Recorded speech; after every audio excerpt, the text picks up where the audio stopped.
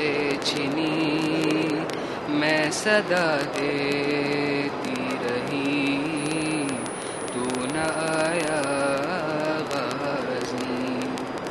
دھوپ میں تو تھا شجر تجھ سے آباد تھا گھر ہے برہنا میرا سر کیا نہیں تجھ کو خبر اے علمدار وفا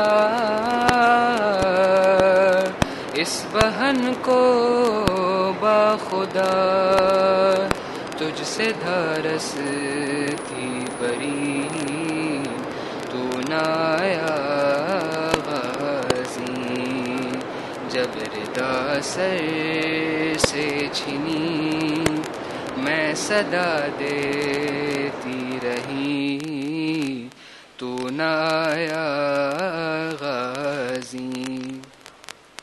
آ گئی شام علم لٹ گئے ہے حرم ریت پر جلتی ہوئی ہو گیا ٹھنڈا علم پرسہ دینے کے لیے مجھ سے ملنے کے لیے آ گئے بابا علی تو نہ آیا غازی.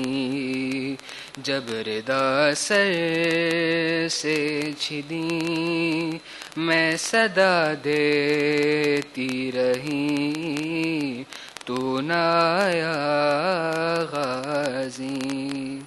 کیا کہوں شعر میرے بے ردا ہم کو لیے یہ مسلمان سارے شہر در شہر گئے خلقت کوفہ کبھی خلقت شام کبھی اور ہاں ہم پہ ہنسی تو نہ آیا غازی. جب ردا سر سے چھنی میں صدا دیتی رہی تو نہ آیا غازی. قید خانے میں قضا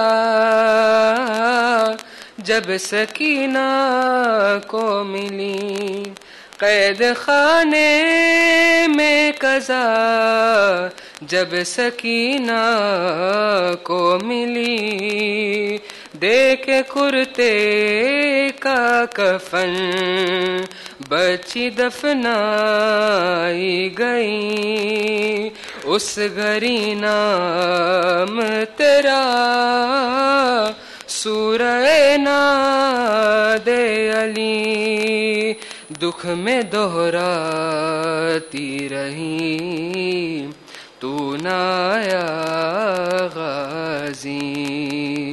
جب ردا سر سے چھنی میں صدا دیتی رہی تو نہ آیا غازی. محمد و آل محمد صلوات.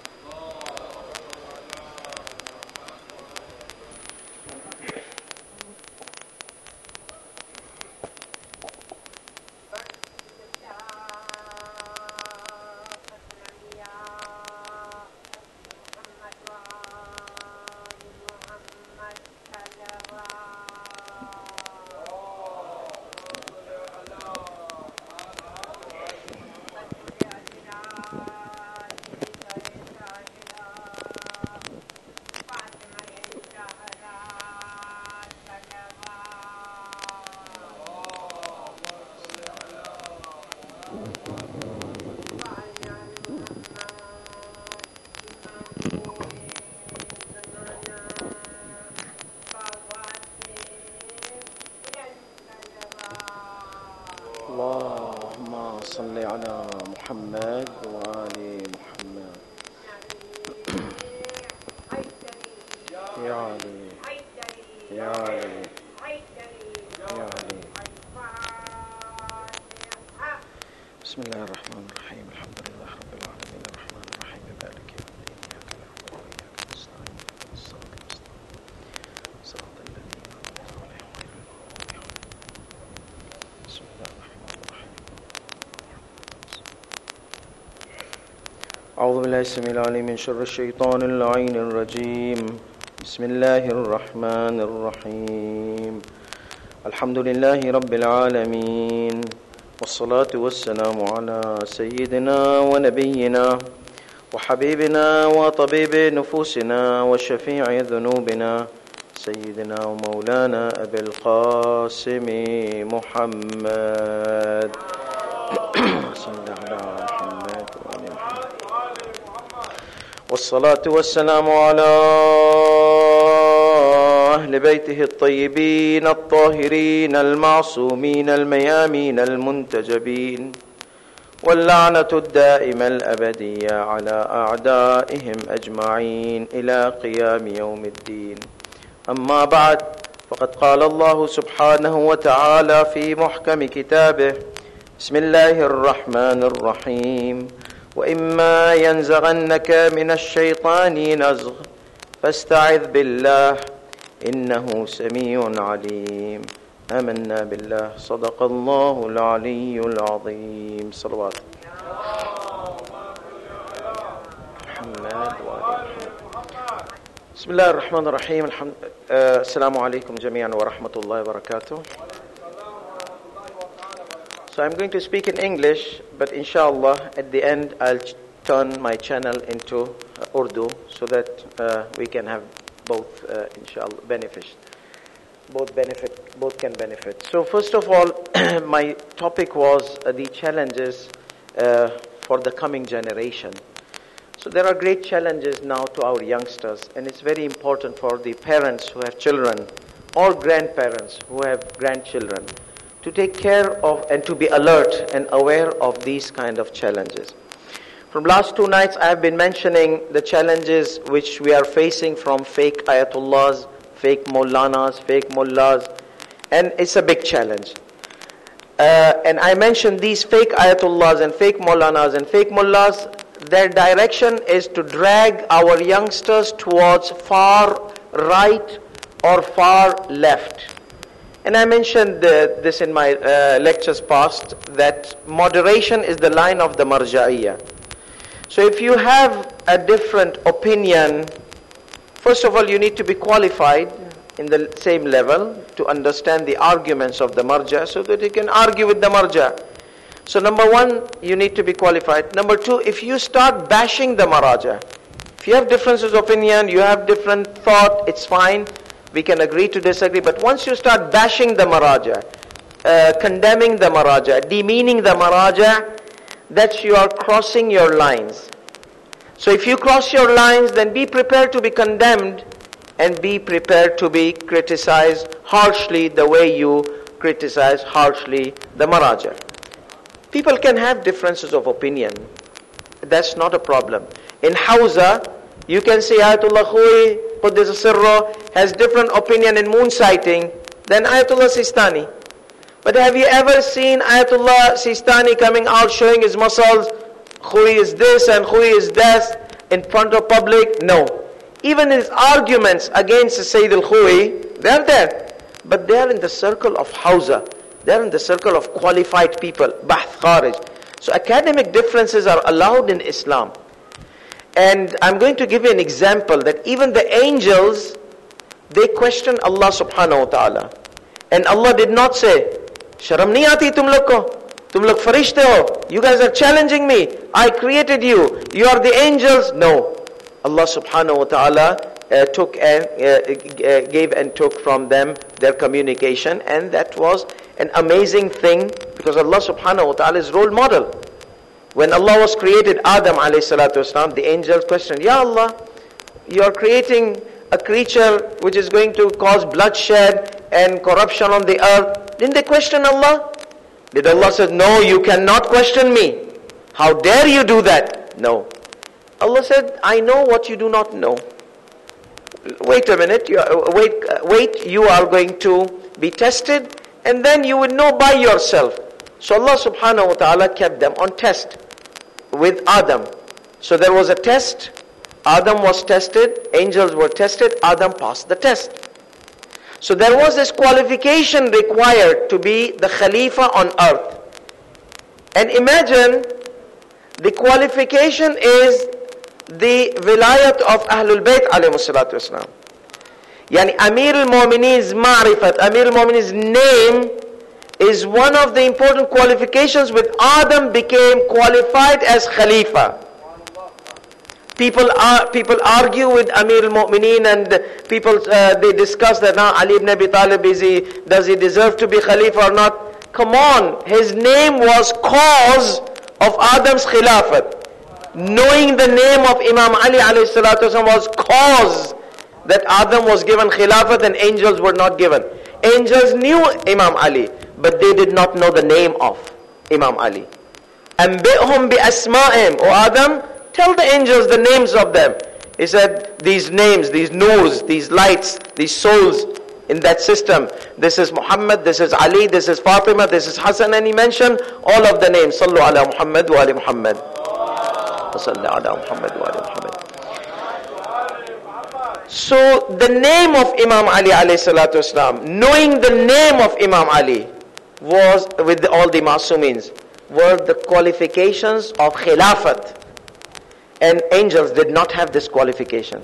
So angels said, okay God, Alhamdulillah, you proved to us, we did not know, you know what we do not know. So Alhamdulillah, we accept. So they did not do takabbur. There was an intellectual curiosity. They questioned Allah. So Allah subhanahu wa ta'ala took a channel to respond to them. So questioning is not something bad in religion. You have to question, especially in Islam, you have to question your usul-e-din. You have to question your furu'-e-din, fundamentals of furu'-e-din. But if you want to question details of furu'-e-din, you can also question, but you need to be qualified to question those questions. We are not going to say, don't ask why Jummah namaz is this, why the Salatul Maghrib is 3 rakats, and we are not going to say, don't ask and follow blindly. No. If you want more details, be qualified to know that. So fake ayatullahs and fake people, they are trying to bypass the system of marja'iyah by their flashy presentations and flashy ideas. Like I mentioned last night, the Pied Piper and how he dragged the children of that community. It's a fairy tale. So I implement this, that we have Pied Pipers. They're playing music of flashy ideas and using this intellect and logic and intellect and dragging our youngsters in Europe.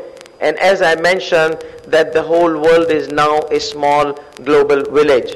So anything happens there is soon going to infect our youngsters here. So our youngsters need to be alert from these fake directions. Anybody who bashes the marja'iyah, whether they are from the far right or far left, they are not our direction. Our direction is respecting the maraja, qualified maraja, verified maraja, from the time of the ghaibat till the time of the appearance of our imam. And this is a test. You must expect like these people coming out. So I'll sum up these challenges, and inshallah I don't have that much time today, but tomorrow we are going to continue. And I'm going to continue the scenario of Adam alayhi salatu wasalam, because there's a lot to learn from this event of Adam alayhi salatu wasalam before he came on this, or before before the spread of the generation on the earth. So we come back to these challenges. So challenge number 1 was this fake ayatullahs. If someone from outside attack our maraja, we can understand. But if someone from inside the circle of the Shia and say that I am Ithna Ashri and I am Shia and they attack maraja, then there is a big question mark on them. So that's number 1. Number 2, the ideas attacking our aqidah. For example, atheism. This is a big challenge. The atheists, they don't have logic. This is, we use logic. The logic to prove the existence of God does not require rocket science. Any basic a child can understand the theory of causality. Every effect has a cause. Like I usually mention to the children that story of Imam Ali alayhi salatu wasalam, a simple Bedouin, like this Messiah, okay? Bedouin. Imam Ali says, do you believe in God? Yes, I believe in God. So, tell me, how did you come to this conclusion? Imam Ali wants to tell the people that this is a simple Bedouin guy who's uneducated, can perceive the existence of God. It does not require rocket science to understand the existence of God. So he says, Al-Ba'ara tadullu ala al-Ba'ir. The camel droppings indicate that there was a camel. Because camel droppings, they don't fall from the sky. Have you seen with rains, camel droppings, those they don't fall from the sky like that. So there has to be a camel. And wal-athar yadul ala al-masir. The footprints, they indicate effect, cause. Footprints are effect. They indicate a cause that somebody walked here. This is a guy lives in desert. He uses his surrounding to prove the existence of God. His surrounding. So he said, this whole gigantic universe, doesn't this gigantic universe indicate that there's a creator? And nowadays, if our youngsters are being dragged towards atheism, that's shame on us that some of us fail to teach basics to our youngsters. That's our problem. Basics. Existence of God does not require a PhD degree. A nomad, a messiah, a desert person, a Pathan in Pakistani language, you see, can realize that there has to be a God, a creator. So these kind of weird ideas coming from the Western world, that no, there's no God, we can't see God, and this and that. So this is another challenge which our youngsters are facing. And then the third challenge, which is serious challenge, which our youngsters, many of our youngsters in Dar es Salaam are being affected. Detach them from spirituality. Detach our youngsters from spirituality. I remember before 5 years when I was here, in Salatul Fajr when I used to come, I used to see youngsters coming inside Salatul Fajr. Small kids, teenagers, youth. Last few days I'm coming, I'm surprised. Where did these youngsters go? Yes, they became big, but not with white hair. They became big, 5 years extra, but still they are youth. I don't see them. So there's a problem here, that our youngsters are being detached from the spirituality. So what is this spirituality? Spirituality is also, there's far left, far right, and far left. Far left, no spirituality. Far right, then you become that extra high boosted Irfani, hocus pocus people. You see? That bukhur and agarbatti and these kind of things, and no, we have to recite 1,000 times in Nanzan Nafil al-Qadr, you are qualified for this gathering, you are not qualified for this gathering, and the guy comes out sometimes crazy, and we have to take them to, and this happened in United States, we have to take them to mental institute to give them some jolts of electricity to bring that high level of irfan down. Because they started seeing 12th Imam, they started seeing Allah, they started talking to Allah. This is high levels of irfanism, also is extreme direction. So extra boots and extra these kind of things require extra jolts of electricity on the brain to bring that balance down. So we need proper direction of ma'rifat of Allah subhanahu wa ta'ala. So spirituality means, when I say spirituality, means balance of spirituality. That means you have to balance everything in your life, knowledge, work, spiritual activities. So one of the spiritual activities are divided into two divisions. One are wajibat and other are mustahabbat. Okay, so wajibat our youngsters barely do. But because we need to practice those wajibats properly and be role models to our children. Our children, as I mention every time, and I'll repeat it, they are in this triangle. This triangle, the upper corner is the parents. The another corner is the community and our community activities. And the third corner is the outside world, outside influences. So if we take care of two corners, then this becomes a very weak corner. But now it's a strong corner, because from inside our house we are not taking care of them properly. I'm not talking about everybody, I'm talking about main norm nowadays. And from this corner, from Masjid IMAMBARGHA, we're trying our best, but somehow there's a problem, there's a detachment. And this detachment is dangerous when our youngsters, they are away from spirituality. So now, I'll give an introduction to tomorrow, inshallah, with examples of Bibi Zainab alayhi salatu wasalam. We'll continue this topic because it's a very important topic, and I hope you will accept it with open-hearted, because I love you guys, and I love your children, and I love your grandchildren, and that's why we all have to work together to protect them from these deviant directions and deviant influences. So we come to the part. So spirituality is connection with God. So what is the problem? Why our youngsters are not coming into the mosque like they used to come before? So there is a big enemy. Now, let me give you an example. Let's say if your son wants to go to a gym, and in that gym there's a guy who's going to bully on your son. He's going to beat the hell out of him. So will you tell him to go, or will you stop him? If your mind is intact, you say, na beta tu jaje nahi aaya, tane mari nakshe alogo, tane piti nakshe, so don't go. You will alert your child not to go in places which could harm them, which has enemy, or not to associate with them who could harm them. So what about spirituality? We need to do the same thing. Allah subhanahu wa ta'ala, we recite Surah Yasin every Thursday, and we remember this ayat. Alam ahad ilaykum ya bani Adam, alla ta'budu ash-shaytan, innahu lakum aduwwun mubin. Our biggest enemy is shaitan, and we are negligent about him. Most of us, we are negligent about the shaitan. Shaitan is the biggest enemy. So shaitan comes and whispers us and goes away. Waswas al-khannas, puts thoughts in our mind and goes away. But sometimes he puts super glue and stays in your mind, in our mind, you see. So what to do? Because as long as we are not protecting our children from shaitan, and we are not giving them remedies to protect themselves from shaitan, the shaitan will keep dragging them away and away by these wrong influences, and they will be convinced. Anything which keeps you away from Allah, there is shaitan in it. If Allah subhanahu wa ta'ala is calling, Hayya ala salah, come connect with me, my servant. Shaitan is saying, Hayya ala Manchester United, Hayya ala Chelsea, Hayya ala soccer game. Labbaik ya shaitan.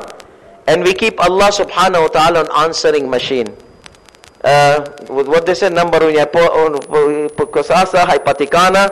We keep Allah on that answering machine. That Allah, I'm busy. Later, Allah is calling me. Salat time, adhan is call of Allah. But I keep Allah on answering machine. Sorry, I'm busy now, call later. And then I delay my salat, which every time I hear number, kusasa, that kind of thing we do with Allah when we delay our salat unnecessarily. If somebody is excused, okay, but for games, for tired, trust me, whenever there is something which pleases Allah and you don't want to do it, shaitan is inside you whispering you. I can guarantee that. How can someone not respond to call of the Creator, call of the one who loves us? How can that happen? That means someone is inside my brain. So what should I do? This is what we need to teach our children. Whenever you feel lazy in offering your salah, whenever something good, going to the madrasa, na bapa, hu to thaki gyo chu, mane nathi jao, etlo lambo school hato, pachi okay beta tu thaki gyo se, so then he starts playing games. Taro thakan kya gyo? Tu to kehto thala mane thaki gyo chu, kya gyo badu thakan? Because shaitan got succeeded, said bye bye, I've done my job, now you can enjoy. So how can we teach our children to protect themselves from the whisperings of the shaitan.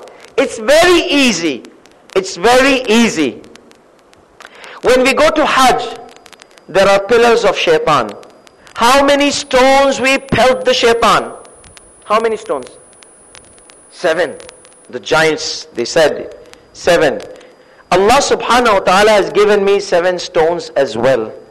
In the Quran, He has given me 7 stones. I have tried it. You all try it. Whenever shaitan is bringing whispers in my mind, I say there's something wrong. I shouldn't be doing this. This is not Allah subhanahu wa ta'ala's pleasure in whatever I'm going to do. So I start stoning the shaitan. And after 2-3 stones, I feel, oh, where did that thought go? It disappears, as you guys say, kabisa. It totally disappears from your mind. So what are these 7 pills? I'm going to recite it and you count. Bismillahir Rahmanir Rahim. قل أعوذ برب الناس ملك الناس إله الناس من شر الوسواس الخناس الذي يوسوس في صدور الناس من الجنة والناس. 7 stones. I tried it. Many youth, they ask me, oh, we can't focus in the salat. Shaitan comes to us and they whisper, shaitan whispers us to do this and that. I told them, recite Surah An-Nas and see how it affects. Allah did not put Surah An-Nas in the Quran so that it's a showcase. Allah says, Qul, say, I seek refuge to the Lord of the people. So Allah says, say. That means Allah says, ask my help, my servant, I will help you. If Allah says, ask my help, it's impossible that Allah doesn't help you. Impossible. He has to help you because that's a promise. Surah An-Nas is a promise. And the ayat I recited, وَإِمَّا يَنزَغَنَّكَ مِنَ الشَّيْطَانِ النَّزْغَ فَاسْتَعِذْ بِاللَّهِ. If shaitan whispers you, tries to whisper you, then say, أَعُوذُ بِاللَّهِ مِنَ الشَّيْطَانِ الرَّجِيمِ. I tried saying 7 times, أَعُوذُ بِاللَّهِ مِنَ الشَّيْطَانِ الرَّجِيمِ. Before my remedy was 7, because I remembered Hajj 7. Let me try 7 times, because one doesn't work. Especially the Maulanas, they are sent the big shaitans. For people like me, if I am a Maulana, a true Maulana, I don't know, may Allah accept me. So big afreet min shaitan they come. For small people, small watutu shaitan comes. Okay? Small shaitan. But people like me sitting on the member, big shaitans come. So I have to recite big mantras of A'udhu Billahi Minash Shaitan Rajim. So therefore, I tried A'udhu Billahi Minash Shaitan Rajim. I said, once it doesn't work for me. So let me recite 7 times based on the 7 stones of Hajj, and it worked. 3rd and 4th, I feel the thought is fading away, the wrong thought. Then I was pondering Surah An-Nas. Well, Surah An-Nas is 7 also with Bismillah ar-Rahman ar-Rahim. So try it out. Teach our youngsters Surah An-Nas. Teach them that they need to recite repeatedly. And you will see they will come back to the masjid, they will come back to Dua Kumail, they will come to the spiritual activities. Spirituality means closeness to Allah subhanahu wa ta'ala. That means masjid is house of Allah subhanahu wa ta'ala. And Imam Hassan, with this I will end. Imam Hassan alayhi salatu wasalam, whenever he comes to the door of the masjid and the dua is written on the door, he stands there. He says, Ilahi, ضيفك ببابك. Oh my Lord, oh my God, your guest is on your door. ضيفك ببابك. يا محسن قد أتاك المسيء. Oh, the one who bestows favors. A person who has wronged himself has come to you. Look how sweet the communication is with Allah subhanahu wa ta'ala. Imagine when you come to a generous person who gives you kukupaka and Zanzibarian mix and mandazi and all this kind of thing when you are a guest. Even stingy Khoja will at least give you a cup of chai, but not let you go out of house empty-handed. Even if he's kanjus makichus, he will give you something. To generous. We are talking about the generous of every generous. You are on the door of house of God. We need to teach this to our youngsters. Whenever you have problem, trouble, you can't go to Makkah. This is a satellite Makkah, a part of Makkah, house of God, Baytullah, Ilahi, Waifuka bibabik. Oh my Allah, your guest is on your door. Ya Muhsin, qad ataka al-musi. The one who ihsan karne wala, बुराई करने वाला, गुनाह करने वाला, गुनाहगार तेरे दरवाजे पर आया है. अंतल मुहसिन, तू एहसान करता है. वो अनल मुसी, मैं गुनाहगार हूं. फतजावज अन कबीह मा तअलमु मिन्नी, मेरे से जो बुरा हुआ है और जो तू जानता है उसको तू मिटा दे, हटा दे साइड पे. क्या चीज के जरिए से? मेरे पास तो कुछ नहीं है अच्छा. बिजमील मा इंदक, या खुदापन तेरे पास तो बहुत अच्छा है, मेरे पास अगर अच्छी चीज नहीं है जो ये बुराई को हटा सकती है. तेरी करम, तेरी रहमत, कितनी प्यारी है तेरी रहमत कि तू रहमतन है. तू हर चीज को रहमत से देखता है. या रहमतन लिल आलमीन, और तूने रहमतन लिल आलमीन भेजा. और मासूमीन हमारे सारे रहमत से. तो हम देखते हैं अल्लाह सुब्हानहू व तआला हमें सिखाता है कि अल्लाह कितना रहीम है. हम नमाज में कितनी दफा बोलते हैं अर्रहमान अर्रहीम, अर्रहमान अर्रहीम. तो हम अल्लाह को बोलते कि या अल्लाह, सबसे प्यारी चीज, सबसे खूबसूरत चीज तेरे पास जो है रहमत. वो रहमत जो है मेरी बुराइयां को मिटा सकती है. फतजावज अन कबीह मा तअलमु मिन्नी बिजमील मा इंदक. तो इसी तरह जो है कल इंशाअल्लाह गुफ्तगू पे और मजीद हम बात करेंगे कि किस तरह हमारे बच्चों को सिखाए कि शैतान से बच के रहे और शैतान से दूर रहे, और किस तरह इनमें रूहानियत, सही किस्म की रूहानियत कायम हो. और ये रूहानियत में जो है हमारे पास इतनी सारी शख्सियत है तारीख में, रसूल खुदा सल्लल्लाहु अलैहि वसल्लम से लेकर मुसल्ला अला मुहम्मद व आले मुहम्मद, अमीर मोमिनीन अलैहिस्सलाम, इमाम हसन, इमाम हुसैन, इमाम ज़ैनुल आबिदीन अलैहिस्सलाम, यानी इमाम ज़ैनुल आबिदीन, सय्यदुस साजिदीन. हमारे बच्चे अगर रूहानियत की तरफ नहीं आते तो शर्म आनी चाहिए हमारे पर कि हमारे पास ऐसी पर्सनैलिटी है इमाम ज़ैनुल आबिदीन जैसी, जो सय्यदुस साजिदीन, ज़ैनुल आबिदीन, इबादत करने वालों की जीनत है, सबसे ऊपर है, ऐसी शख्सियत है. फिर हमारे बच्चे कैसे मस्जिद से दूर हो रहे हैं, कैसे रूहानियत से दूर हो रहे हैं. तो इमाम ज़ैनुल आबिदीन अलैहिस्सलाम हर वक्त, यानी उसकी जबान जो थी ना, जिक्र और जिक्र और जिक्र. जब भी चलते थे और जिक्र करते थे तो रावी बोलता है कि हम ऐसा लगता था कि आसमान भी साथ में जिक्र करता है इमाम के, परिंदे भी साथ में जिक्र करते हैं, हर चीज इमाम के जिक्र के साथ जिक्र करती, एको करती है. तो यानी ये इमाम ज़ैनुल आबिदीन. और इमाम ज़ैनुल आबिदीन अलैहिस्सलाम, हम यहाँ पे फातिहा में बैठे हैं और जो बच्चे हैं उनके माँ बाप का फातिहा है, तो हम तसव्वुर करें कि अगर जो ये हमारे मोमिन भाई है जिनके वालिद गुजर गए हैं तो वो तो कब्र पे भी जा सके और सही तरीके से दफनाए भी. इमाम ज़ैनुल आबिदीन अलैहिस्सलाम का क्या हाल हुआगा जब इमाम ज़ैनुल आबिदीन अलैहिस्सलाम करबला में थे और इमाम हुसैन अलैहिस्सलाम तन्हा रह गए थे. इमाम हुसैन अलैहिस्सलाम ने पुकारा, हल मिन नासिरिन यंसुरुना, हल मिन ज़ाबिन अन हरम रसूलिल्लाह, है कोई हमारी नुसरत करने वाला, है कोई आले रसूल को बचाने वाला, कोई है आले रसूल की हुर्मत बचाने वाला. लेकिन जवाब नहीं आ रहा है. इमाम ज़ैनुल आबिदीन अलैहिस्सलाम गश के आलम में थे और जब अपने बाबा की आवाज सुनी तो कहा अपनी फूफी अम्मा से, फूफी अम्मा मुझे तलवार दो और लकड़ी दो. कहा तुझे तलवार क्यों चाहिए? कहा मुझे मेरे बाबा की आवाज आई, वो नुसरत मांगते हैं, मदद मांग रहे हैं, तो मैं तलवार से जाकर उनकी हिमायत करूंगा. और लकड़ी किस लिए? क्योंकि मैं खड़ा नहीं रह सकता, इसलिए लकड़ी के सहारे मैं खड़ा होकर चलकर जाओ, मेरे बाबा को बचाओ. फिर जैसे ही बाहर निकलते इमाम हुसैन ने कहा, ज़ैनब इसे अंदर ले जाओ, ये आखिरी निशानी है, ये इमामत की निशानी है और इसकी हिफाजत करना होगा. پھر بعد میں امام حسین علیہ السلام امام زین العابدین علیہ السلام کے پاس بیٹھتے ہیں اور کہتے ہیں میرے بیٹے تم نے کیوں باہر نکلنے کی کوشش کی؟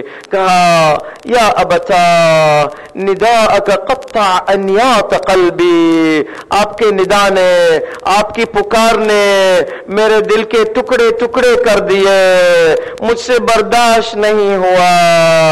امام زین العابدین نے کہا بابا تم نے ایسی ندا کی، میرے چچا عباس کہاں پر ہے؟ امام حسین نے کہا بیٹا تمہارے چچا عباس شہید ہو گئے، وہ ابھی زندہ نہیں، اس کے ہاتھ کٹے ہوئے ہیں، فرات کے کنارے پر لاشا ہے۔ پھر کہا میرا جیسا ہی امام زین العابدین نے سنا کہ حضرت عباس شہید ہو گئے، امام زین العابدین سے زور سے چیخ ماری اور کہا وا عما وا عباسا علی الدنیا من بعدک العفا، اب اس دنیا میں کچھ نہیں تمہارے بعد، اور گش کے عالم میں گر گئے۔ اور پھر بعد میں امام نے اٹھایا اور کہا، تو امام زین العابدین نے پوچھا بابا جان میرے بھائی علی اکبر کہاں ہے؟ کہا وہ بھی شہید ہو گئے۔ کہا تمہارے انصار کہاں ہے؟ کہا سب شہید ہو گئے۔ میرے بیٹے جان لو کہ اس زمین پر اب صرف دو مرد ہیں جو ہمارے خیمے میں ہے، ایک تم ہو اور ایک میں ہوں۔ امام زین العابدین علیہ السلام کو امام حسین نے وصیت دی اور امامت کا عہد نامہ سونپا اور پھر امام کی شہادت ہوئی۔ اب آپ تصور کریں ہمارے جب باپ دادا گزر جاتے ہیں تو ہمارے سامنے ہوتے ہیں، بدن صحیح سالم ہوتا ہے اور ہم انہیں دفن کرتے ہیں اور کوئی بھی خطرہ نہیں ہوتا۔ امام زین العابدین علیہ السلام جب کوفہ کے زندان سے آتے ہیں کربلا کے میدان پر اور اپنے بابا کا لاشا دیکھتے ہیں ٹکڑے ٹکڑے میں، امام کے دل پر کیا گزری ہوگی؟ امام نے اپنے بابا کو بغیر غسل بغیر کفن اپنے بابا کے لاشے کو جمع کیا۔ روایت میں ہے کہ لقد قطعوه اربا اربا، امام حسین کا لاشا ٹکڑے ٹکڑے میں تھا۔ ہم مجالس میں پڑھتے ہیں قاسم کا لاشا پامال ہوا، لیکن تین اور لاشیں ہیں، امام زین العابدین نے کیسے دفن کیا ہوگا؟ ٹکڑے ٹکڑے میں تھے۔ یہ لفظ جو ہے لقد قطعوا اربا اربا تین شخصیت پر وارد ہوا ہے، ایک تو امام حسین، دوسرا علی اکبر اور تیسرا حضرت عباس۔ یہ لاشیں کو امام زین العابدین نے کیسے دفن کیا ہوگا؟ سب کو دفن کیا۔ پھر بعد میں کہا ایک اور لاشا ہے، فرات کے کنارے پر آتے ہیں اور اپنے چچا عباس کا لاشا دیکھتے ہیں ٹکڑوں میں، ہاتھ کٹے ہوئے، اپنے چچا عباس کے لاشے کے ٹکڑے پر گر جاتے ہیں اور کہتے ہیں یا قمر بنی ہاشم علی الدنیا من بعدک العفا، اے قمر بنی ہاشم اب اس دنیا میں کچھ نہیں رہا تمہارے بعد، اور اسی طرح دفن کرتے ہیں۔ اور ایک عالم کے زمانے میں حضرت عباس کی قبر میں پانی آ گیا تو قبر ٹھیک کرنے کے لیے ایک جو قبر ٹھیک کرتا ہے اس کو لایا گیا، اور جیسے ہی اندر جاتا ہے زیر زمین میں سرداب میں تو اس کو کوئی قبر نہیں نظر آتی ہے، صرف ایک چھوٹی قبر نظر آتی ہے۔ یہ نکلتا ہے اور علامہ بحر العلوم سے پوچھتا ہے کہ میں نے تو حضرت عباس کی قبر نہیں دیکھی۔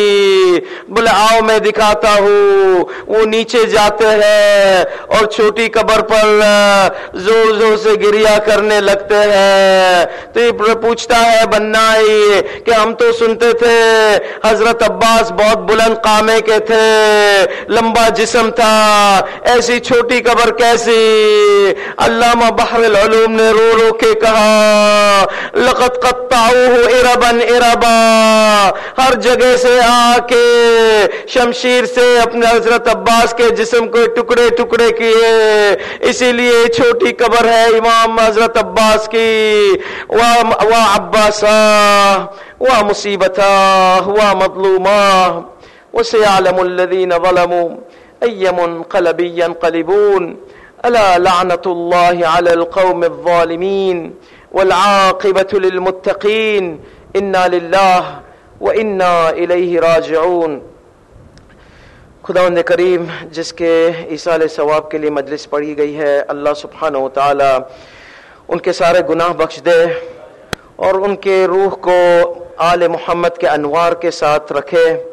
ہم اگر اس دنیا سے نکلے تو ہماری بھی ارواح کو جو ہے اللہ سبحانہ و تعالی آل محمد کے انوار کے ساتھ رکھے۔ خداوند کریم میں جو مرحومین کے رشتہ دار ہے، خانوادی ہے، اللہ سبحانہ و تعالی ان کو جو ہے کمفرٹ دے اور صبر دے اور سکون دے۔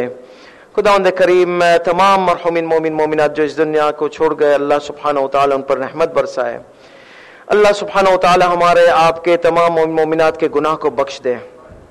خداوند کریم ہمارے بارہویں امام کے ظہور میں جلد از جلد تعجیل فرمائے۔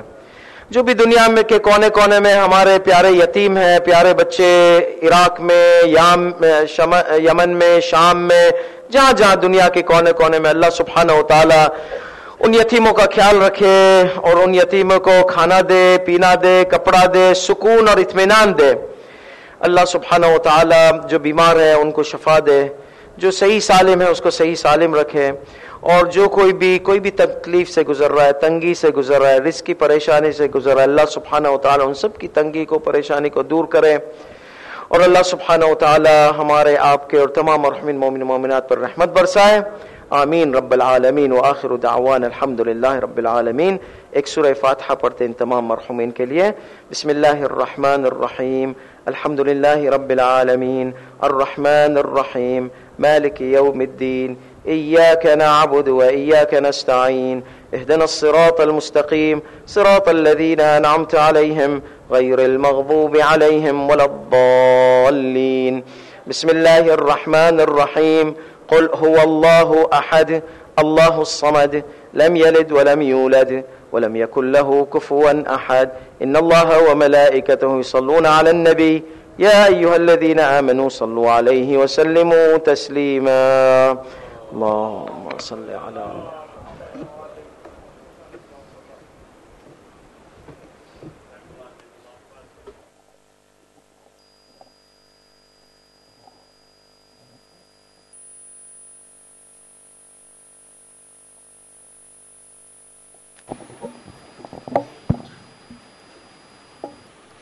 السلام عليك يا رسول الله، السلام عليك يا حبيب الله، السلام عليك يا أمير المؤمنين ووصي رسول رب العالمين والنبو العظيم، السلام عليك أيها الصديقة الطاهرة فاطمة الزهراء سيدة النساء العالمين، السلام عليك يا حسن المجتبى الشهيد بالسم النقيع المدفون بأرض البقيع، السلام عليك يا أبا عبد الله الحسين الشهيد في كربلاء، لا غسل ولا كفن ولا دفن،